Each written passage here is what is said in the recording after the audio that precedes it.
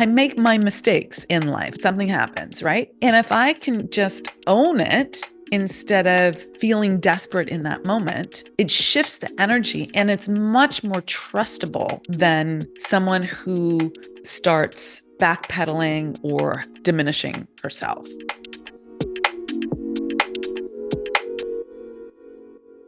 Hello, hello, and welcome to another episode of the Unstoppable Woman podcast. I'm Amira Alvarez, your host and the founder and CEO of the Unstoppable Woman. And today it is my great pleasure to bring to you a slightly different kind of episode than we've been doing recently, which is a coaching episode. And this episode, we're going to spend a goodly amount of time going deep with one of my favorite people in the world. She's a woman who I call a friend, and she's a colleague of mine. Her name is Amy Yamada. I'm going to let her introduce herself in just one moment, but she has generously offered to be coached publicly on this podcast. And I'm thrilled by that because she is one of the most authentic women I know. And we connected on the topic of authenticity when we met. And one of the things that she said to me was, I loved the story that you told last night because it was so authentic. I could feel your authenticity in that share. And I was just being me. And then I was like, oh yeah, that's true. Like there was no guys there. There was no angle to the story. And I find the same with Amy, that she brings a level of authenticity to her life and to her business that is really admirable. So before we launch into the coaching, I would love for you, Amy, to take a minute and introduce yourself, both like what your business is, where you're at in your business career, how long you've been at it for, anything about your personal life that you want to share and contextualize so that the person listening in the podcast sphere can relate to you and go, oh yeah, that's like me who I was 5 years ago, or that's like me who I want to live into, or that's me right now. Oh my God, I relate to that. So, okay, Amy Yamada, please introduce yourself and thank you so much for doing this with me. Thank you for having me, Amira, and I'm really excited about this because it is a very unique format of a podcast. I love the idea of allowing myself to be coached, and also my hope is that it helps anyone out there that can relate to, like you said, where I am or where you've been, for those of you watching or listening, and where you're going. So, gosh, it's so interesting when I think about that question around like to introduce myself and where I am in my business. It always takes me down a little bit of a journey and thinking about, I worked in the corporate world for about 15 years here in Seattle. And in that last year or so, I definitely had that deep calling within me of like, it's time to go off on your own. It's time to spread your wings. It's time to really explore like what it looks like to be your own boss, to be your own business owner. And that was a good 12 plus years ago at this point. And I think back and I see this journey of the highs and lows, the peaks and valleys of it all. And when I think back to those first few years, I think back to someone who was searching for someone or for something bigger, something better. And I was all over the place, right? And so to make a long story short, I've had my business coaching business for the last 12 plus years. And in the last year or so, I've been in a big pivot with AI and authentic marketing with AI, authentic messaging with AI. The through line of everything that I've done over the last 12 plus years has been around authenticity and deep human connection. And so whenever I now talk to people about AI and I'm all about deep human connection, they're like, how does that come together? And so what I've been up to now is really around empowering entrepreneurs to leverage AI in a way that brings in their authentic voice and speaks to their ideal client so that they're leveraging the tool as something that helps them to amplify their message in the best way possible. So so it's for sure been a journey. I love that. I love that. So I want to give a plug to your AI business. So Amy and I have talked about doing some sort of collaboration on this. So you might see something in the near future. But I've used recently, within the last 3-4 weeks, her AI tools that are all about like creating an ideal client handbook and copywriting things and focus groups, and it's amazing. She, because she's my friend, helped me tweak it and then gave me just a few little concepts to run with. And I have been using it and teaching my team to use it, and it is freaking amazing. Now, it's not a substitute for human connection, as you just said, and it's not a substitute for you writing your own stuff and like editing and putting your lens on it. Like I write all my own emails, right? But there are things in the business that, it just is so much easier if you have a template that or a framework first, and then you can like go, no, not let's that, or let's change this, let's change that. It's still, you still have to put yourself into it to make it authentic and connected. But man, Amy has created something amazing. So what's your website again? Right now, I do have two websites. I hate to be that person that has two websites, but I have my amyyamada.com website. And then we're putting the final touches. So it should be done literally within the next week or so, called idealclient.ai. And that's been a big focus over the last handful of months of building out. So my vision, just to share it here, is to have idealclient.ai to become the go-to resource for all things ideal client, because it's a skipped over element of messaging everywhere. And it's the most important root of messaging, of marketing, of your offers, is to deeply understand your ideal client, not just their demographics or psychographics, but their emotions and their gaps and what it is that they want, their unmet needs, their desires. So this tool that we've built out, I couldn't be more excited about it, because it has helped so many entrepreneurs, and I'm excited for more people to get access to this, to not have to have it all figured out on their own and not have to do hours and hours and hours of market research. It really is a market research tool for deeply understanding your ideal client's emotions and motivations. Yeah, so it's phenomenal. It's a done for you, customized, deep qualitative analysis based on just a few, just literally two main questions. What is your purpose? And what is your desired outcome for your ideal clients? And when people answer these two questions, it goes into our AI, and then within about 15 minutes, it'll email you this most in-depth ideal client handbook that you can then use as an AI primer, or just to deeply understand your ideal client. So to start the coaching, right before we hit record on this, we were talking about how to approach this and whether you wanted to bring a particular issue that is coming up for you in your work, in your business, in your personal life, or whether we should go through the different shadows of success that I have outlined on our website. And Amy opted for the latter. So I am going to read these. And when you relate to one, please stop me and we'll dig in a little bit. And I might stop there, or I might give you the option to relate to all seven of them, right? And let's see where we go. And we'll use that as the frame for how to dig into the coaching. And for those listening, the reason I'm totally fine doing it like this, if you are an entrepreneur, a high achiever, someone who's a CEO, you are always in growth. You are someone who has a growth mindset. So you're always looking to improve. That doesn't mean that there is something that is cutting you down at the knees and stopping you from moving forward, because that's not your personality type. You're going to be moving forward nonetheless. You're probably going to have a positive attitude. You're going to get on with it. And you're not going to necessarily see some of the things that in your quiet moments or between the big initiatives, right? Oftentimes it's like you achieve the goal, and then there's this moment of quiet and you're like, oh, what the hell am I doing with my life? And you fill that with something new to go after, because you don't want to deal with that emotional discomfort. But you're not falling apart. There's nothing falling apart about you. So I love this as a format, because there's nothing falling apart about Amy. Okay. Though all of us are human. Just, there's no perfect out there in this world. Okay. Shadow 1, the 4 out of 5 problem. Life is pretty great and things look pretty good on paper, but there's still one thing missing. Okay. So, most things are great, but there's one thing that you are looking at in your life or your business, And it's like a repetitive thing, and you don't get traction in that area. For some people it's their love life, for some people it's their weight, for some people it's their relationships with their team, right? And keeping people on their team.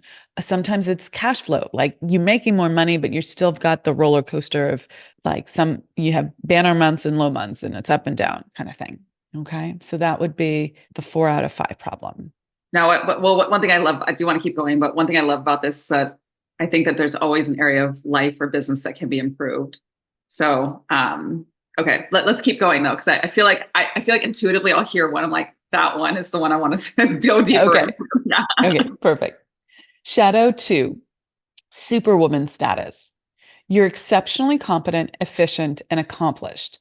You project a persona of having it all together. Anyone looking in from the outside would think things are going really well, but on the inside, you don't feel great. And it often feels like there's no one there to support you when you need it. That's a really common one for super driven, ambitious, competent women. It's like, oh, yeah, we can take care of that. We can take care of that. We'll do that. We'll do that. You know, that old adage of like, if you want something done, give it to a busy person. That's this, right? And so you end up taking care of everything, even though you have a team to do things, you don't feel like there's anyone supporting you, taking care of you, understanding that at the end of the day, you need some love and tenderness and support and help, either in your personal life at the end of the day or in business. Yeah. Yeah, again, super relatable. And one of the things that I notice, even with my clients or colleagues or friends, are like, even if I'm facing something, they'll say it's almost like they don't see it as a problem because, like, oh yeah, but you're you, Amy. You'll figure, like, you'll find a way. You'll figure. On one hand, I thank you for the validation. On the other, I'm like, I'm human too, right? Like, like I process my own stuff too, and so yeah. Once again, very very relatable for sure. And I Yeah. can think of a few things that we can go into there. Yeah. Yeah. That's a really good lens on it too, that like people like they think they're giving you a compliment by saying, "Oh, you'll figure it out," which is true. You will. You don't want to be talked down to, right? Sure. You don't want to be like treated like you're incapable. But on the other hand, it's like, yeah, that was a big deal that we're going through right now. We have to solve this problem. Come on, let's go, right? Help me out here. Shadow number 3, which is similar to the previous one, but a slightly different version. Solo and successful is shadow number 3. Successful but alone. You've worked so hard in your professional life, even on yourself, but you are missing true connection. You have people in your life, but you don't know if they want you for you or for what you can do for them. AKA, why do I feel unlovable? So there's that one. So this is where you don't feel like you have true friends or true connections, that Mhm. people are like, you're so successful. People are just, are they being nice to me because I'm their boss, or I have a lot of money, or they want to get close to me to get access to something else, right? That's this one. Yeah. Yeah, at one point I definitely felt that way, but then I started to really focus on building relationships with those that I wanted to surround myself with, including yourself, and Yeah. and just actually taking the time to meet up in person and get on calls and check on each other. And so now I do feel like I've created an exceptional community around me, and Yeah. partnerships and friendships. So I have experienced that, but I'm grateful to say that I'm good with that one right now. Intentional communities are so important because you need other people who get you. And we actually have a program this year that's called Captivating Power. And that's where we're bringing together a very small, intimate, remarkable group of just 6 women who are working at the highest level to come together and really create a community where they can support each other. And then we have our Exquisite Life Mastermind as well, which is also very small and intimate. Um, and those 2 programs are there for you if this is something that you're interested in. Okay. Shadow number 4, trauma chasing. Chasing accomplishments as a trauma response, a pattern of creating urgency and driving hard, not always in ways that are healthy or support you. Bank accounts climb, but you're emotionally bottomed out. Also known as, I just did the thing, so why do I feel so empty? Okay. So this is like, you've achieved the big thing. You set that goal, you went after it, you got it done. And it's like hollow. It's like, but you're doing it to fill a void. It keeps you busy, but then the void's there when you're done. So good. I mean, again, I feel like we could go down any one of these paths. They're so relatable.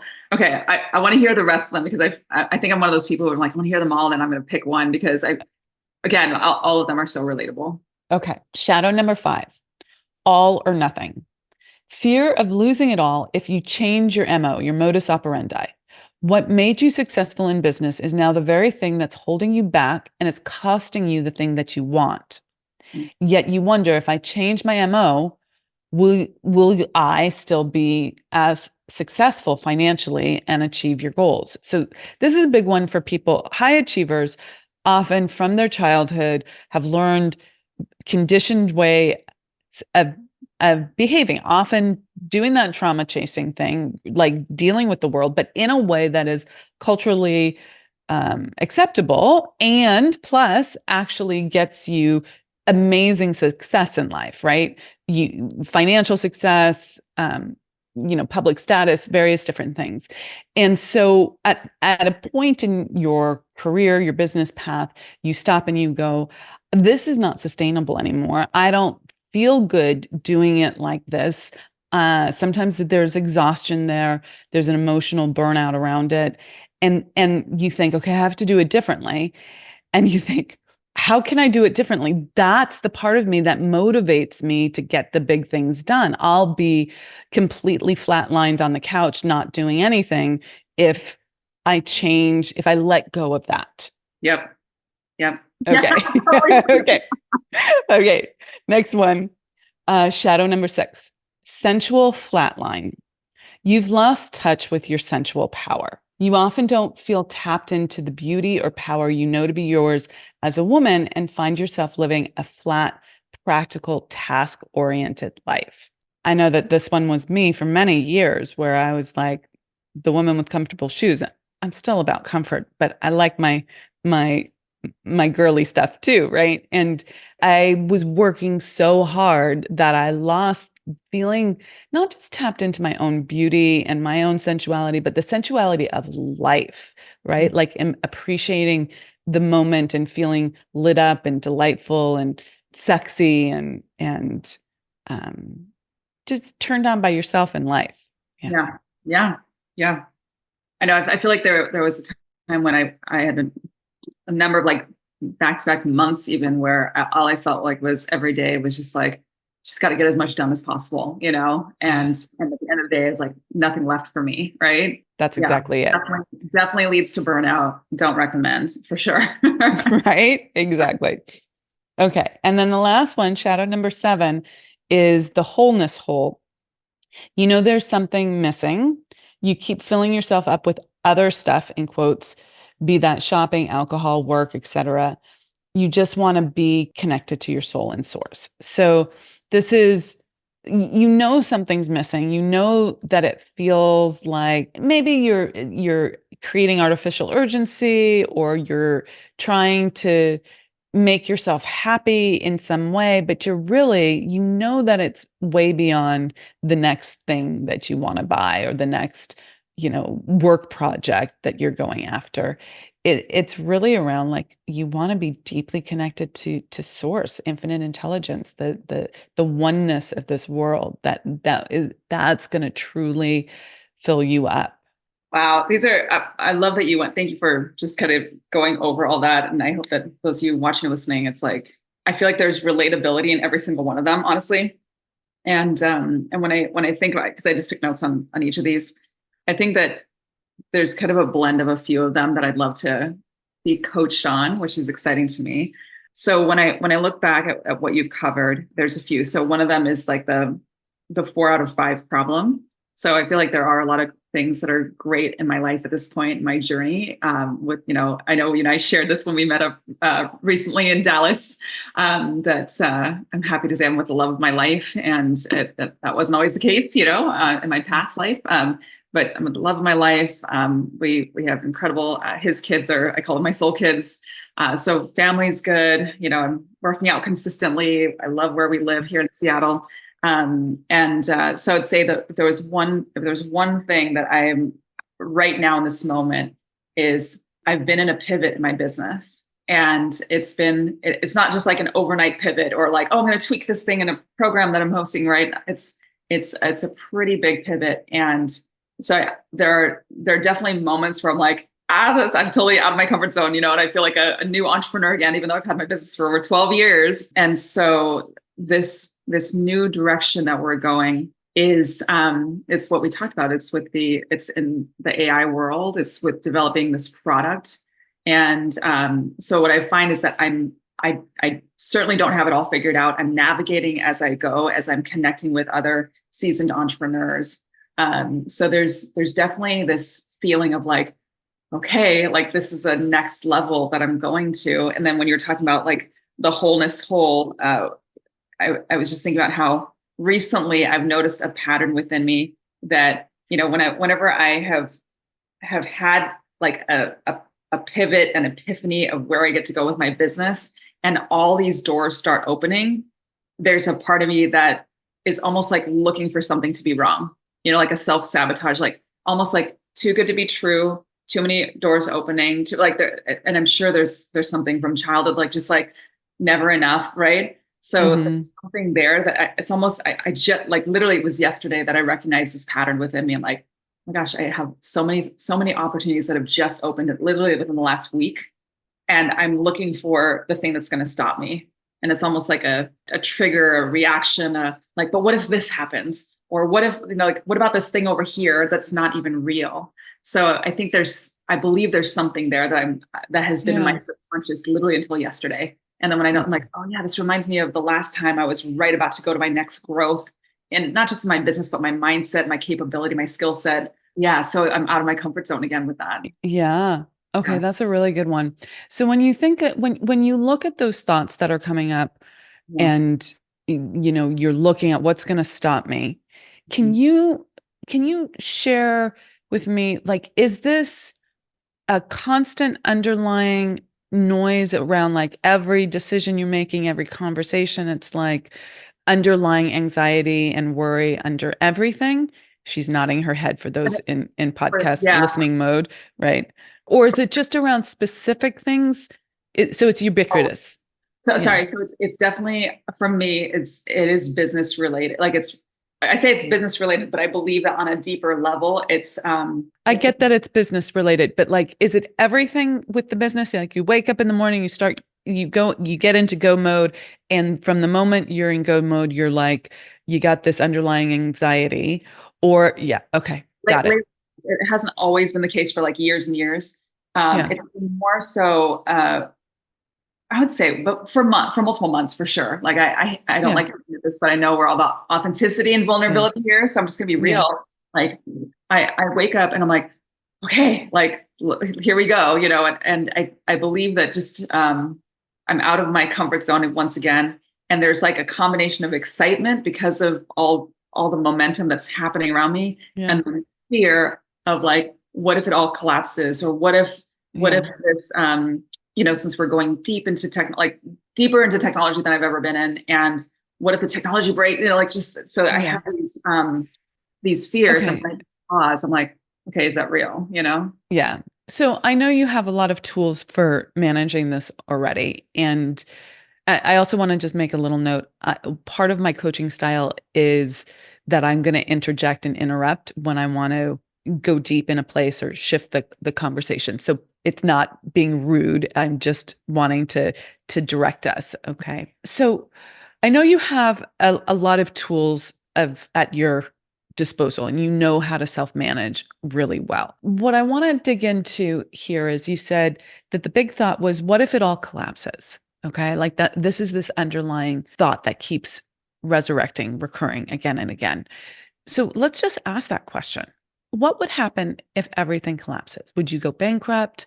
Would it be emotional shame? What's at risk right now? I believe that it is related to emotional shame. I think there's a part of me that I've heard other driven women say as well about around I should be further along than where I am now. Mm. like, Yeah. haven't I figured this out yet? And perhaps it's ego. Um, and on one hand, I am a big risk taker. And I think there's definitely, so to answer your question, I would say it's emotional shame. Like if everything collapsed, I think my worry would be like that there would be a deep self-judgment around why didn't I have it figured out at that point? Like Mm-hmm. what decisions did I make that were not fully considered or like, Let's go back to that statement. yeah, Why didn't I have it all figured out? yeah, Okay. So your wise and aware self goes, duh, of course you're not going to have everything figured out. If you did, the business would already be done, right? Like part of the journey is figuring it out. Okay. So, but we're not talking to your wise and evolved self. Okay. I want you to go back and think, when you think about that, like, why don't I have it all figured out? yeah, What is the first memory that comes to you around that? And don't overthink this. It's like what pops in your head from childhood generally. The younger the better, but like it doesn't matter if it makes sense. I just want to know what pops into your head. yeah. What pops into my head is I remember, like I don't remember the specific moment, but I remember as a child, as a little girl, there was some moment where my interpretation of the world was, okay, got it. In order to be loved and accepted, and I probably didn't use the word successful at the time, but successful, I need to show up as a certain person. Like I need Yeah. to, What was that memory? um, it's a What's your memory of, yeah, it's a memory of a thought of being a little girl and wanting to make friends, wanting everyone to like me, and recognizing that when at that age, when I would let people in too deep, then I might get my feelings hurt. So okay. then I consciously was like, oh, okay. My interpretation of that was, okay, so I've got this figured out now. I'm only going to let in people to a certain point, and then I won't let them in deeper. And that was a conscious decision as a little girl. And so Mm, for many, many years, even coming into adulthood, I put on this mask of like, okay, I'm going to show up as this, good daughter, this good student, this good employee, this good, like, mhm. I'm going to show up a certain way so I can be accepted and loved. Yeah. And So then, that's one of the big things. We want to be loved, yeah, we want to be safe, and we want to belong, right? Okay. right, right. Okay. But Yeah. I'm looking for the actual memory where you learned, not the intellectualization. So Yeah. if there was a moment right before that little girl made that Mhm. intellectual decision that was little Susie hurt my feelings, that's what I'm looking for. Or was it mom or dad or sister, brother? I don't know if you have siblings actually. Yeah, I do Yeah. have two older brothers. Okay. Gosh, I'm trying to remember. Like usually, I'm able to go to a moment. That this is like just a kind of a vague memory of like a thought process. But I definitely had I had a close friend. I had a best friend, and to this day, we've stayed in touch over the years. But at one moment, she was like my best friend. I was 7 years old, and I went to her house, and we were playing outside, and I had an accident. Right, I fell literally on my front teeth. So I was Mm, pushing her little brother on this, like one of those big wheel things, and I was pushing him, and we were playing house, and that was like I was the sister, she was the mom, and her little brother was a baby, and he was in the carriage. Like we just made up this whole scene, and I was yeah. pushing him, and he started pedaling, and so my hands went up in front of me, and I fell on my front teeth, so I broke my front teeth.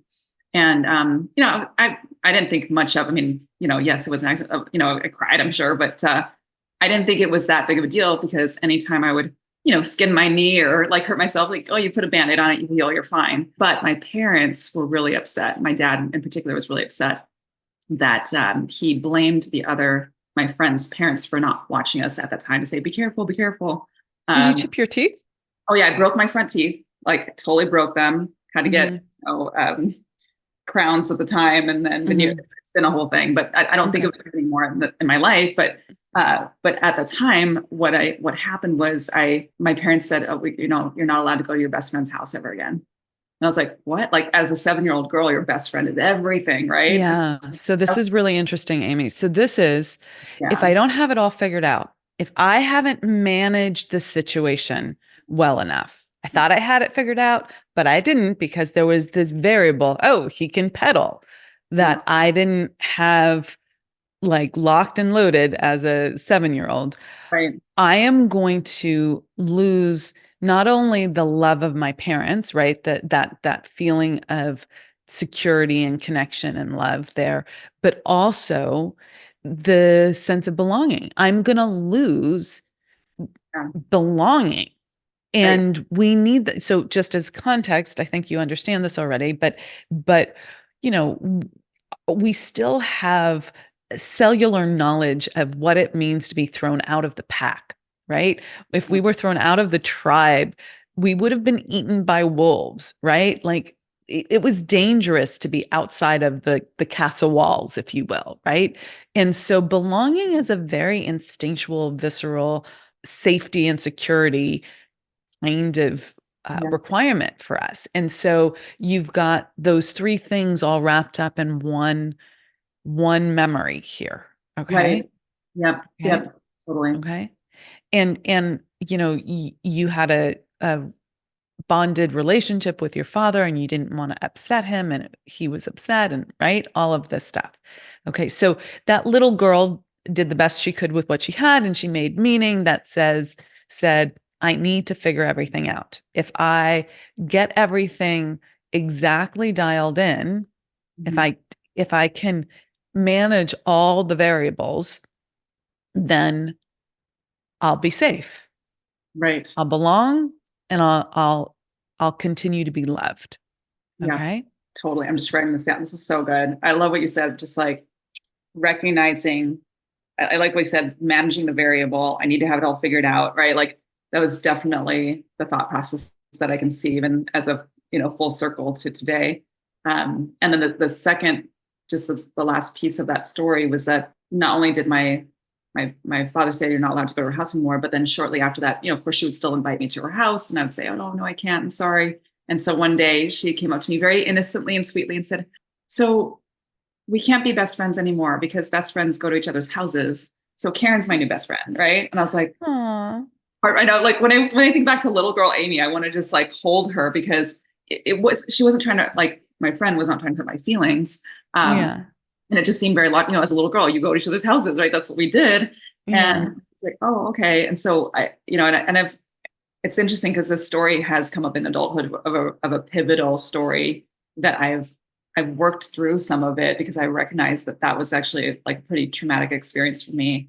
And it continues to give me these lessons of like how I responded to that. And even what you said here about, which is eye-opening for me, of I needed to have everything figured out, manage the variables. And I think that was one of those experiences where I also decided like, oh, okay, I'm not going to let people in too deep because I'll get really hurt. Right. Yeah. And that's why I'm such a stand for like authenticity now, because over the years of my adulthood, I've been peeling back, like taking off the masks and peeling back the layers. And I love having these types of conversations so that I can get these insights around Yeah.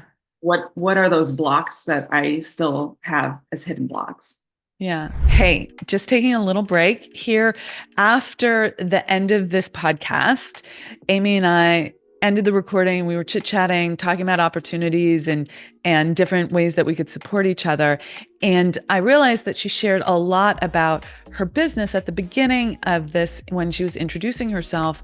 And I had this great idea that she could give a savings to our audience. And I loved that idea. We talked about a variety of different ways to make that happen. And we came up with a promo code, which we think is going to be the best way to pass this connection and savings on to you. So if you're interested in that, go to idealclienthandbook.com/demo. She's going to do a little demo for you, very short, so you can see how it works. And then use promo code Amira20. So that's AMIRA 20. And you'll get 20% off, which is amazing. So thank you, Amy. And we'll put all these links and codes in the show notes so that you can find them. But check out her stuff if you're interested. It's been a complete game changer for me and my team. I very rarely shout out people and their products on this podcast, but this is one that I've used myself and really love deeply. It's been a great journey into AI done well with authenticity. So check it out, idealclienthandbook.com/demo, promo code Amira20. Okay, back to the coaching. The next place I want to go with this, Amy, is it's something that is causing you pain, but there's also the flip side, which is it's part of what's given you success. Okay. So this meaning that you made as a 7-year-old that you have to manage all the variables, right? You have to figure all the things out, right? Is one of the things that makes you a successful entrepreneur. You are tracking all these things. Okay.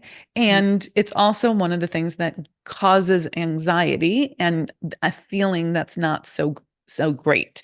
So just a real quick sort of tactical toolkit here, okay? Which is now that you have this awareness that you can't be unaware of, right? You have the backstory. It helps our mind go, oh, I get it now. That's where this is coming from. That's what I'm trying to do. Then we have this frame. It's both for you and a bit of a sabotage, okay? Both. It's not either or.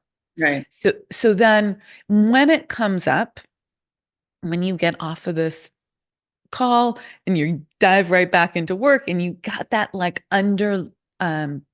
undercurrent of anxiety. Can you feel it in your body where the undercurrent of anxiety is? Yeah. I mean, there's like a tension like in my shoulders. Mm-hmm.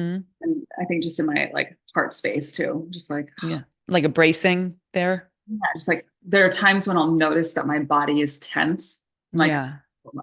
my shoulders are up and and there's like Yeah. tension. And I'm like, okay, just take a deep breath, Amy. It's going to be okay. And Yeah. I'm just, So I want to take it a little step forward further than that. So that's great. So you have bodily awareness.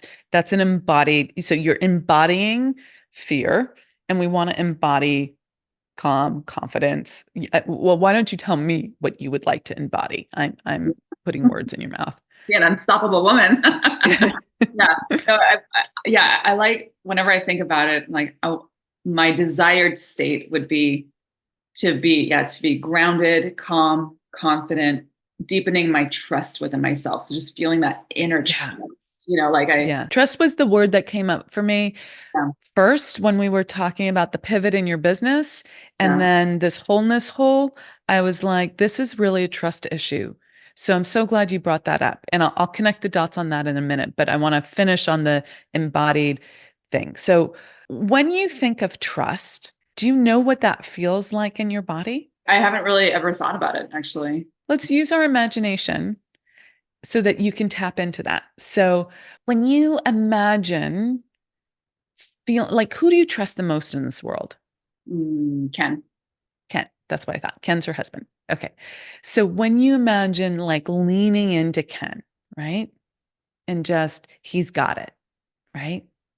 Some conversation where you've shared something and he holds space for you or something in the business, or like, what does that feel like to lean in and just trust it? Okay, you got it. Okay.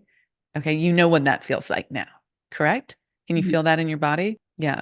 For those of you who are listening, not watching, I could see a shift in her body. Okay. Okay. So you can open your eyes now. You know what trust feels like. Okay. You didn't a minute ago. Now you do, right?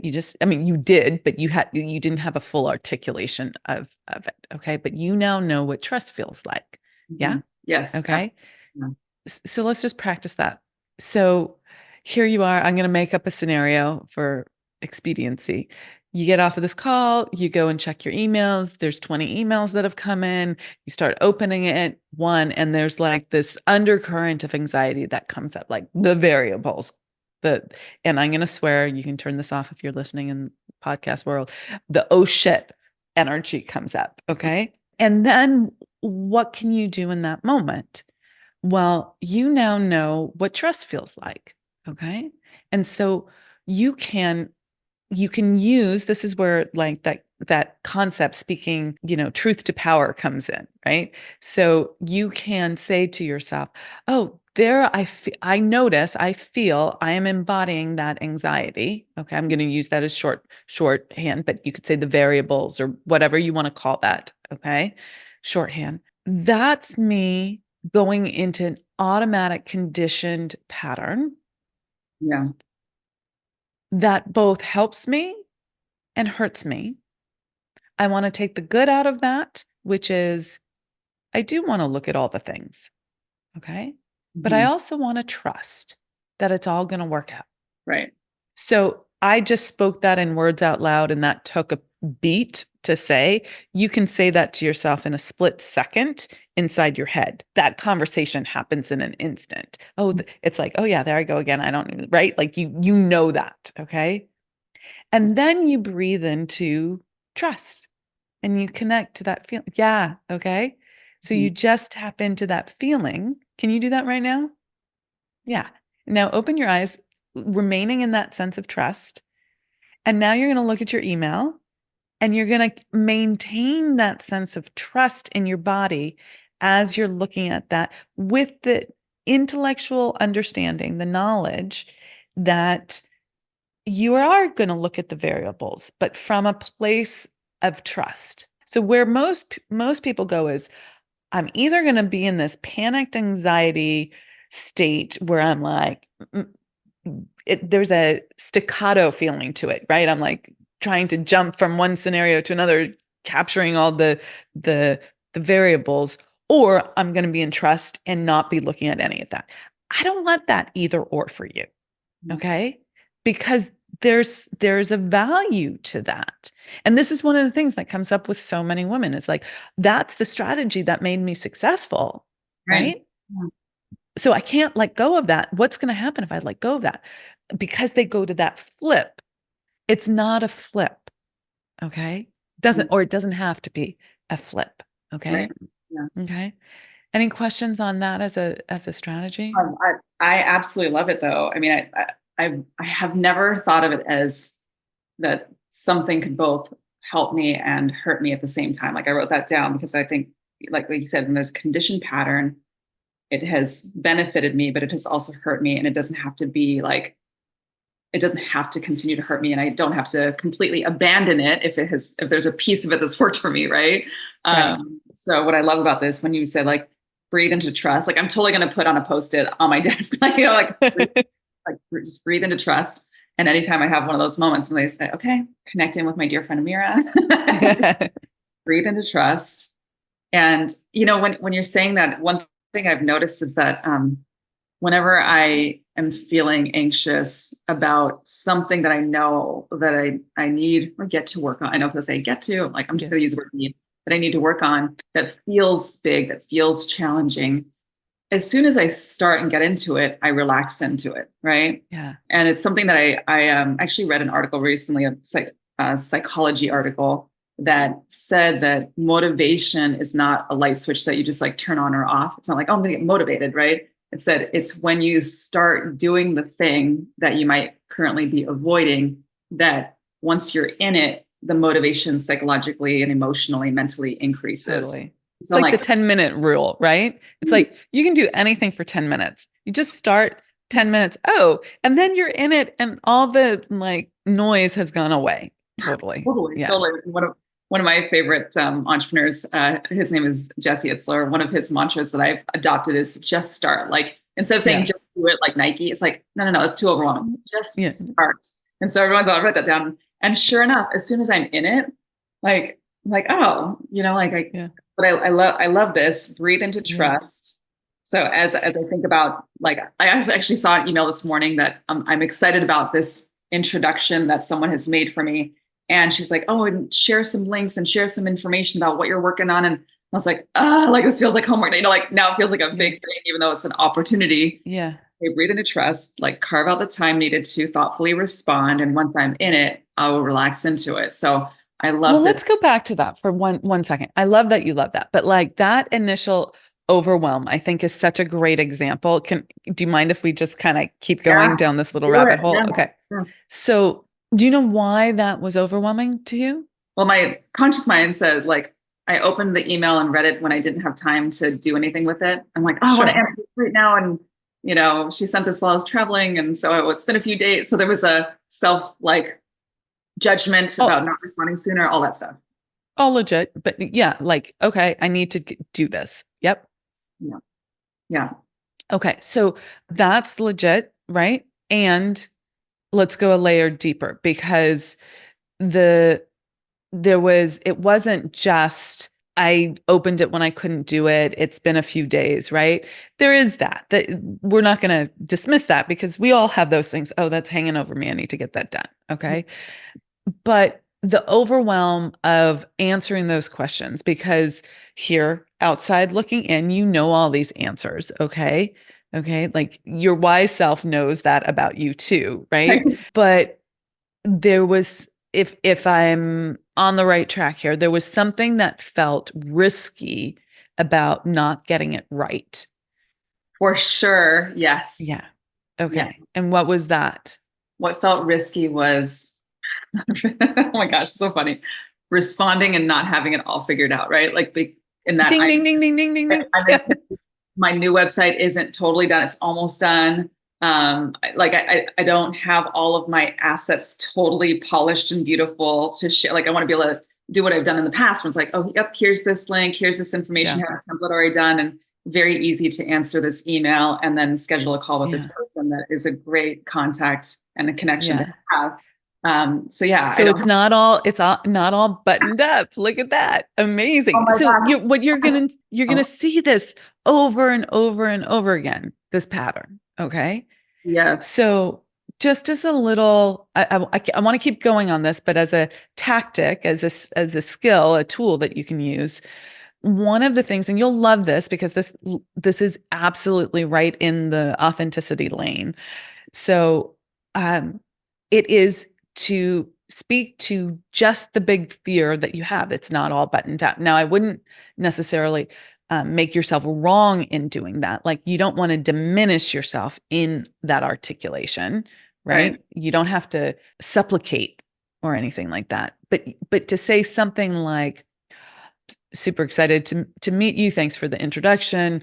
I would love to be 3 weeks from now where I have everything buttoned up and picture perfect to hand to you, but we are in that beautiful launch stage where things are on, almost there. Here's what I've got for you, and just owning it, right? Yeah. Does that make sense? Like It that totally does. if you own it with power, with confidence, without the energy, because people could say very similar words than what I just said with an underlying feeling of shame. Right. And And an apology, right? Like, I'm so right, sorry. I don't have like, so, right. yeah. And that does not work. That diminishes you. Yeah. That makes you smaller. Okay. So, but if you say things with a level of confidence, ownership, lack of diminishment, it's a really powerful tool. I mean, I mess up all the time, not because I want to or because I don't have a high standard of excellence. Probably all the time is too much, is an exaggeration. But I make my mistakes in life. Something happens, right? And if I can just own it instead of, feeling desperate in that moment, it is it shifts the energy and it's much more trustable than someone who starts backpedaling or diminishing herself. I want to share something that's near and dear to me. It's an invitation to you, the high achiever. Now, you're not just any ambitious woman. You're already walking a journey of exceptional success. You're getting ahead, but ultimately making a trade.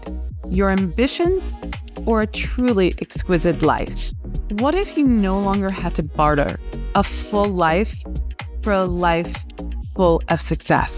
Welcome to Captivating Power, our 2024 exquisite experience. This is not just any leadership training. This is a fully lived experience of the principles you're learning in this podcast series and so much more. Join me for a very intimate journey to Paris and Venice aboard the Orient Express, designed exclusively for 6 remarkable women. We're only running this program once, and with only 3 spots remaining, our journey is already 50% full. For more information and to secure your spot, go to theunstoppablewoman.com/join. I don't want to move you from authenticity, which is super important, to trust or trustable. Okay.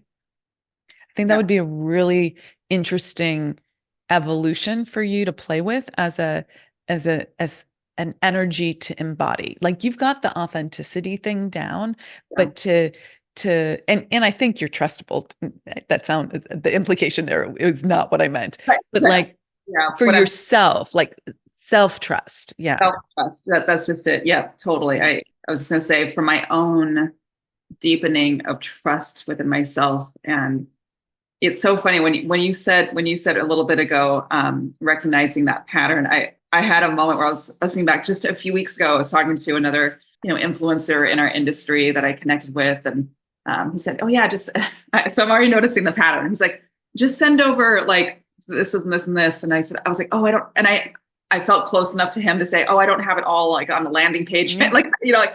And he's like, Yeah. "Oh, I don't care. Just put it in, like, just bullet point it in an email, Amy. Like, no, Yeah. like, don't stop worrying about that." And he was so nonchalant about it that I thought, of course, like I would say the same thing to somebody else, and yet I put this pressure on myself to have And it I all. think this is a big deal, Amy, because one of the things I know is that you're at this precipice with this business. We talked behind the scenes around, like, I think this is a $1 billion business, and like you can't go slow, you have to go fast. I'm not saying without thought, but I'm saying that this is the time to move quickly Yeah, because this space you want to be in the pole position, right? Like you want to be in the lead. So I think this piece is super big for you because if you keep holding yourself back in this way, like these are 15 minutes, half an hour, little pulls, drags on your time.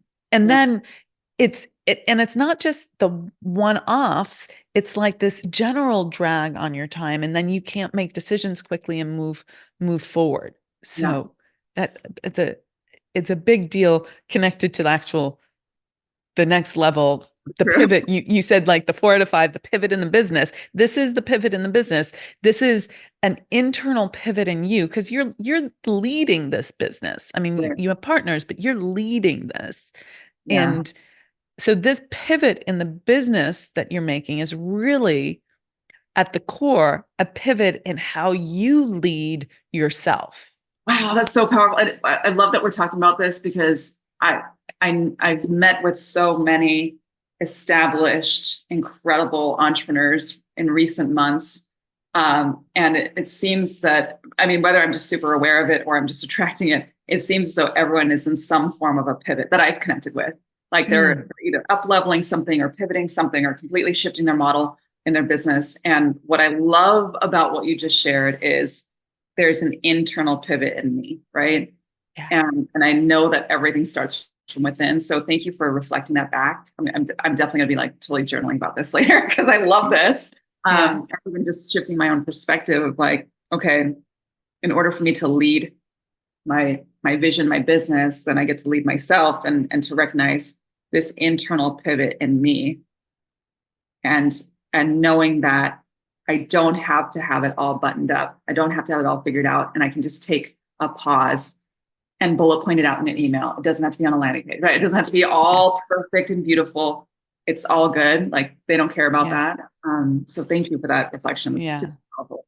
Yeah. I think we need a bumper sticker or something that's like the business pivot, like the success of I wish I could capture this in a little pithy line, like something around like your business success relies on your internal pivot, your business pivot, what would we say? Your business pivot demands an internal pivot, right? Yeah. For success or something like that. Your business pivot demands an internal pivot if you're going to be successful. Yeah. And it always does because that next level, like let me break that down aside from trying to find a pithy way of saying that. The concept here, the meta, the intellectual knowledge here is that next level that you want to get to in your business requires something more of you or you would already be there. Right. Okay. Yeah. Okay. Yeah. So by definition, if it's not a lateral pivot, but a pivot that's demanding more of you, it requires that you become more. That's an internal pivot. Most people miss this, so they keep playing at the same level.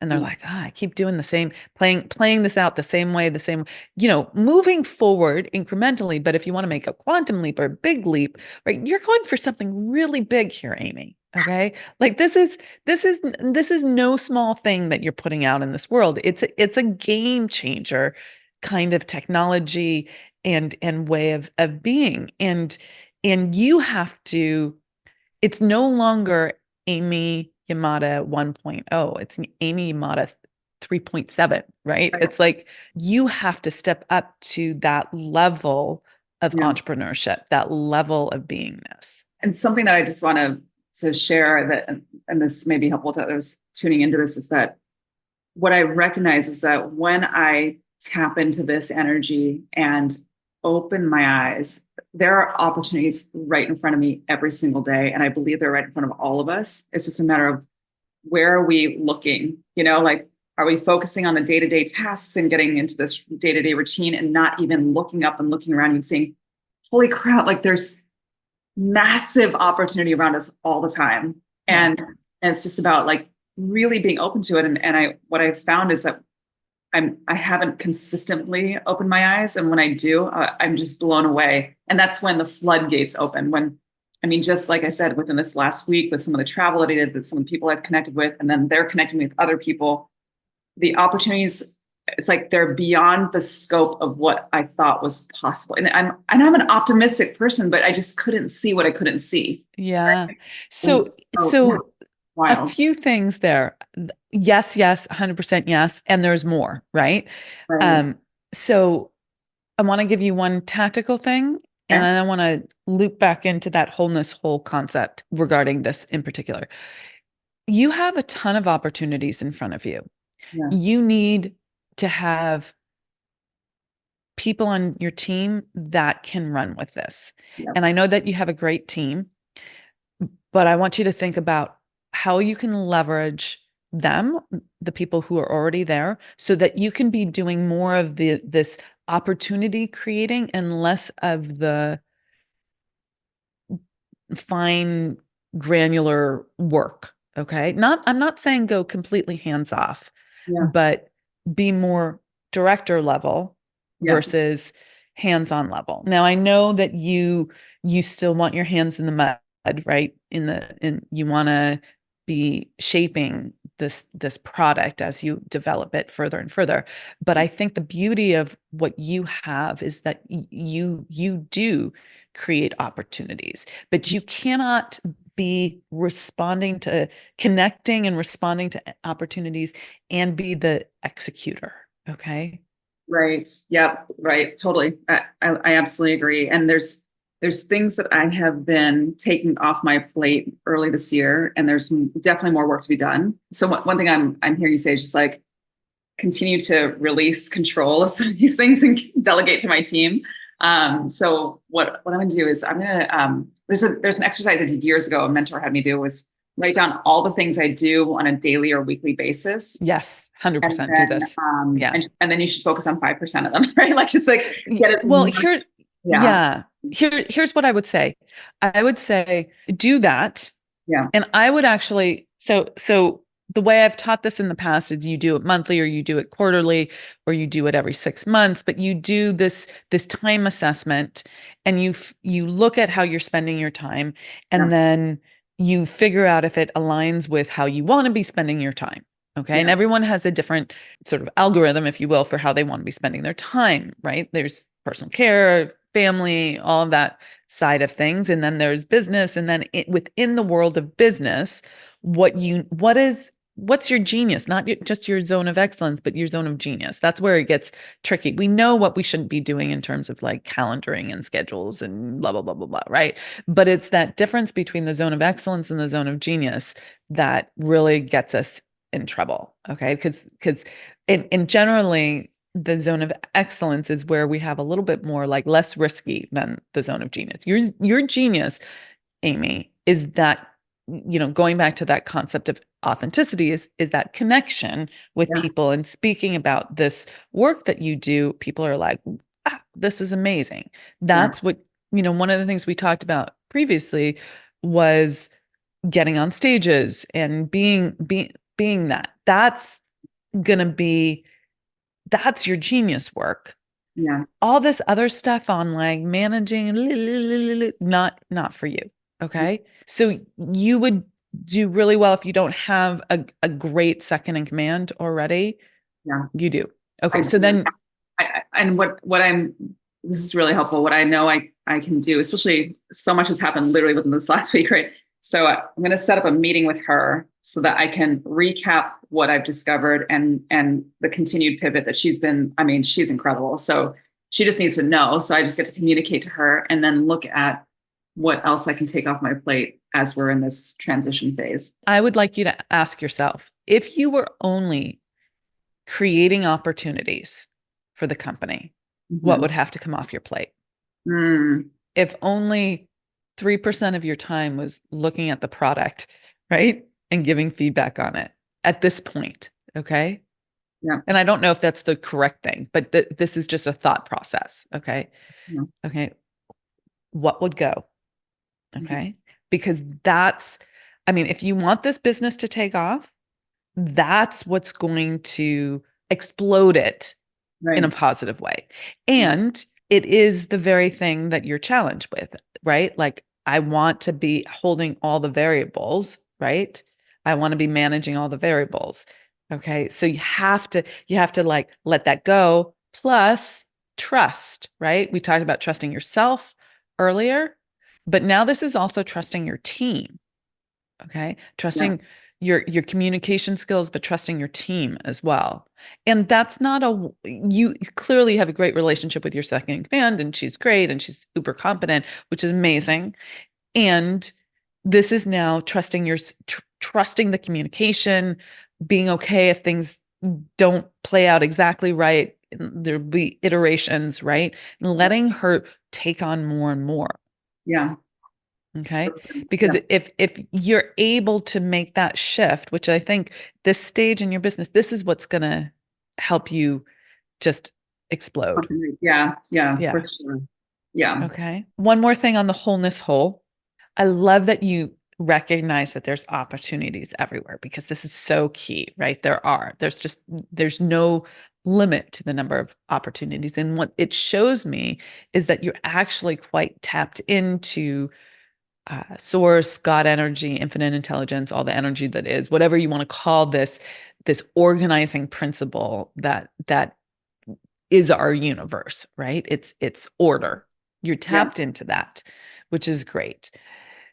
Now, can you the next level of trust is trusting the universe, trusting this organizing principle, like having a two-way communication with this organizing principle so that you feel like you don't have to hold it all.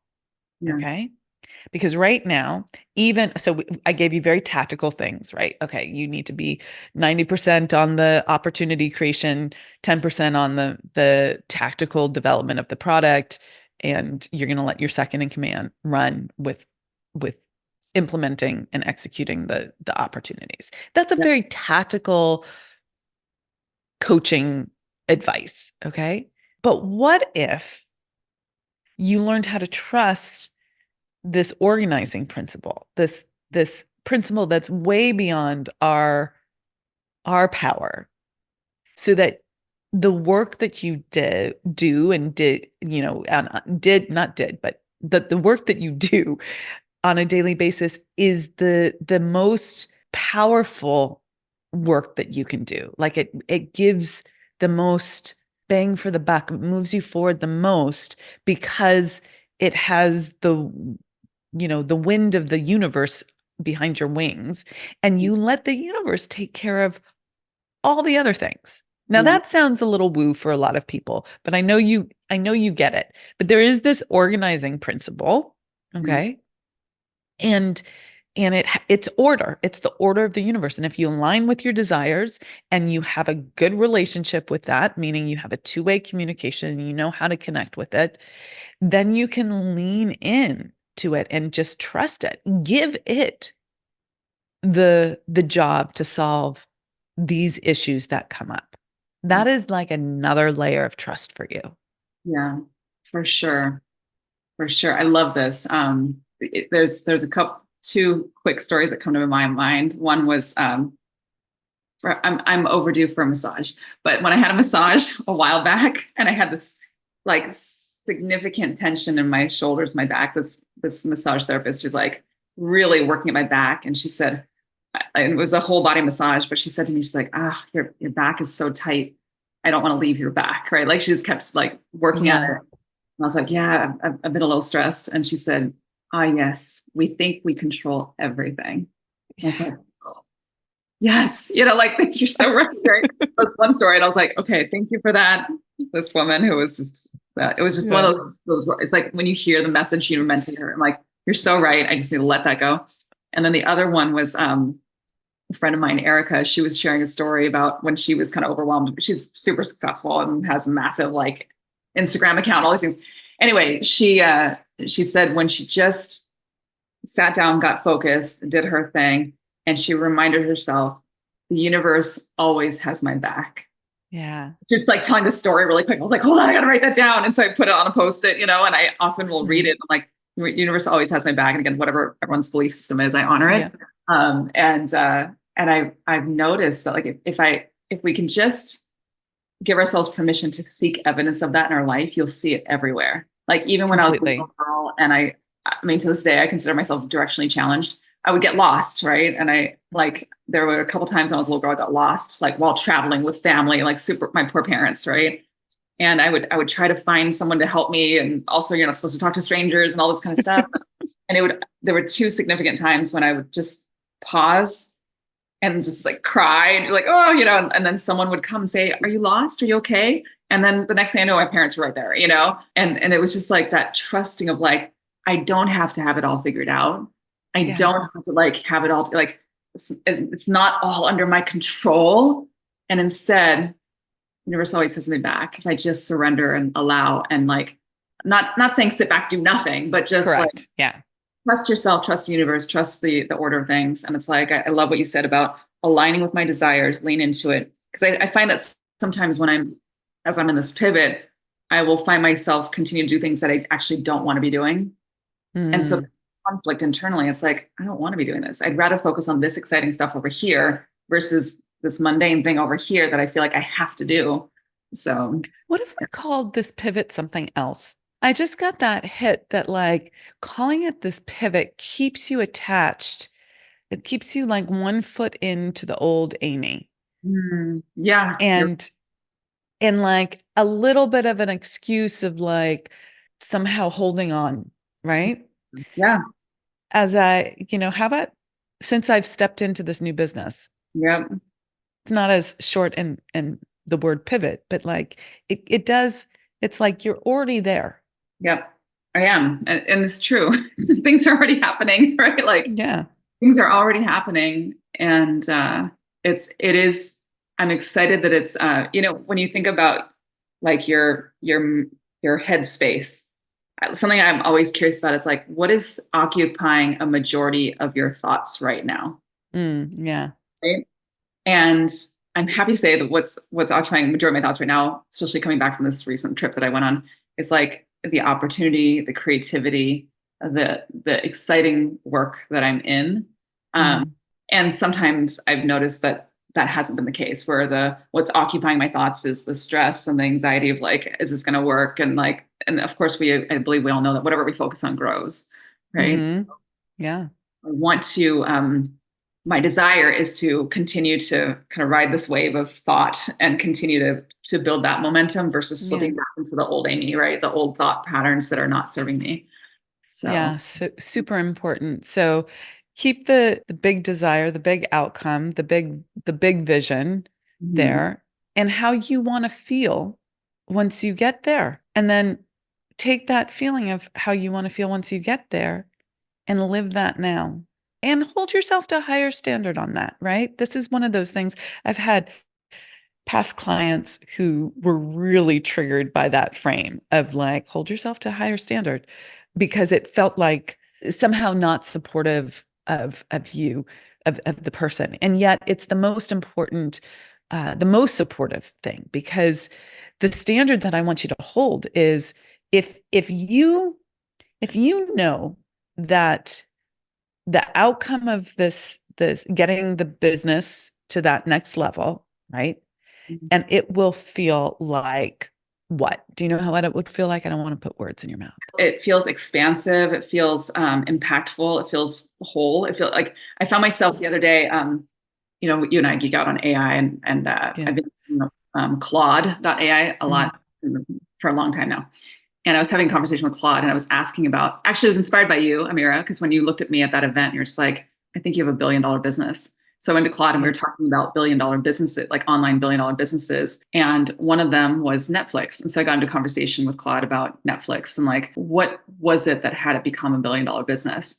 And it talked about the revenue model. It talked about how it pivoted from the sending out DVDs to streaming and and just all, and it was really fun for me to be researching with artificial intelligence on this topic, because like at some point someone had a vision and an idea of Netflix, of what it was, and at some point they pivoted, at some point they grew, at some point they scaled, at some point they hit 100,000, 1 million, multiple millions, 100 millions, right? Like, and it grew over time, and it is what it is today. And it had me thinking about my new business that I am in. Yeah. And it had me think about some of the high level conversations we've had in the last few months about it. And why couldn't this be the future of this company and the impact that it can make, and the revenue can grow, and the difference that like it, I think there's a part of me that has a money story around like, oh, there's a net. So this is the other thing that I want to work through. And I know we don't necessarily have time today to do this, but around how do I think about kind of really wealthy people, right? And there's a disconnect of like, well, really wealthy people are like this, and it's not always a positive vision. So there's probably also a part of me that's been in a sabotage. But then when I go deeper and think about it, like, well, if my company had that level of revenue and wealth, if I myself had that level of wealth, what good would I do with it? And I love giving back. I love, and also being okay with living a great life as well, in terms of experience. Yeah. So let's go back. I have a little assignment for you. Why don't you go ask Claude? Yes. I forget. I'm blanking out on the I read his book, and I read Patty McCord's book too, who's the HR person at Netflix, but the CEO of Netflix. I'm blanking out on his name. Ask Claude, how did he feel when the company got liftoff, right? Yeah. Uber success, even before it was $1 billion company, right? I want you to, and do that with 5 or 6 companies. I wonder if Claude actually knows, if it can search the interviews that are out there with these CEOs, and what is the feeling that they had. Because here's the thing that I'm guessing. I don't know for sure. I've never done this experiment, so you'll have to come back and tell me. But I'm guessing that they had an imagination of what it would feel like. They started to feel that before they got there. Yeah. Once they were there, although they were excited and satisfied, content, right? That it wasn't like this big whoop-de-doo feeling. Because if you think about this, go back to every goal that you have achieved. Most people don't know this about themselves. So I want you to really think about this. Okay. We set a goal, it could be a desire, whatever, intention. We set that. We think, so this happened when I was like going for $1 million, right? And then the next thing and the next thing, right? It's going to feel like this. It's going to feel amazing, exhilarating, whatever it is. And I am going to be this type of person when I've reached that goal, right? And this is the law of vibration for anyone listening who hasn't been listening to the podcast for a long time. Law of vibration says that everything in the universe vibrates at a particular frequency, and things of the same frequency, same vibrational frequency, attract each other. Okay, this is kind of a nuanced version of the law of attraction. So if you have a goal of having $1 billion company, $1 billion company vibrates at a particular level, and the CEO of $1 billion company vibrates at a particular level.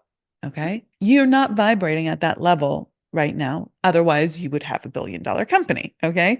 But you can imagine that you're vibrating at that level. You can imagine what that is. You might not know what that feels like yet. Okay. Mhm. That's why I gave you this assignment. Okay. And then you can, oh, they felt this, they felt this, they felt this. So then you can imagine it. That's what I did when I imagined being a millionaire, right? I was like, that was my first level goal. And I was like, okay, I'm going to imagine this. And then I became that woman, my version of that. There's many different ways to be a millionaire, my version of that. And then once I got there, it was a non-event. Okay. Because the big change happened way before. I became that woman before I had the outcome because of the law of vibration. Once I had that level of vibration, the creation, the manifestation, the goal, the achievement matched instantaneously, but I had already done the heavy lifting. So it wasn't that big of a shift. Okay. Mhm. So two things here for you, maybe more than that. The cloud assignment, right? What did they feel like? Let's just do a little validation there. Okay. And then two, how will you like what does that being a billionaire or getting the business to the level that you want to get it to, what would that represent feeling wise to you? Okay. Not impact wise so much, but like the feeling of the impact, that would work. Okay. So feelings, not things, not actions. Okay. How does that feel? And then start feeling that now. There will be a dissonance there, and you'll have a little bit of that imposter. Oh, who am I to feel that way before I have achieved that? Well, that's the rub. That's what you have to do. You have to be that person in your imagination before you're actually that person and start embodying her. I do a lot of embodiment work. Start embodying her as you're going about your day, and you will start matching to that level of vibration. Yeah. Okay. Makes sense? I love that. Yeah, absolutely. Absolutely. Plus, it's way more fun to do that anyway. Yeah. Driven Yeah. by fun. So I'm like, that sounds fun. I'm gonna do that. I'm Yeah. gonna tap into Yeah. that and connect in. Good. Any questions before we wrap up? I love your money question, but I do want to like put a Yeah, container on the call so we can have that conversation another time. But any sure. questions around where we went or how we got there or how to implement this? I really love this the flow of this and just also experiencing like I mean I know experienced a little bit of it before, but like your coaching style, and I really just appreciate the depth and the journey that we just experienced. So I just Good. want to say thank you because I'm just thinking about like noticing the pattern and like just going through the seven shadows and seeing which of these shadows am I currently experiencing, going back to my childhood, recognizing like that piece around needing to have it all figured out, having it all together. And then I immediately can see like multiple times when I have experienced that when an opportunity was right in front of me, right? And then the feeling and the embodiment. I'm definitely I've been taking notes all throughout this and excited to connect in. Like I always like to deeply connect, right? That's my thing. It's deep connection. So I'm going to connect in with this and Yeah. bring in, and then focus on both the internal and the practical, so I can take it to that next level. I'm excited. Mm, I love it. So good. So, to wrap up, I just want to say thank you. Thank you for playing coachy guinea pig, okay, and playing full out. Amy is an amazing human, and I'm just so proud to call her my friend and check out her stuff. And what else? I think that's a wrap. I think that's great. If you love this podcast, please give us a like, give us a 5-star review. That makes a huge difference on Apple or Spotify or whatever platform you're looking at or listening to this on. And if you can subscribe or share this podcast, it really helps us bring this material to more people and grow our audience and our impact. So we would be incredibly grateful for that. And until next time, thanks for being you, and remember to live exquisitely. Okay, I'm Amira Alvarez, and I'll catch you in the next episode.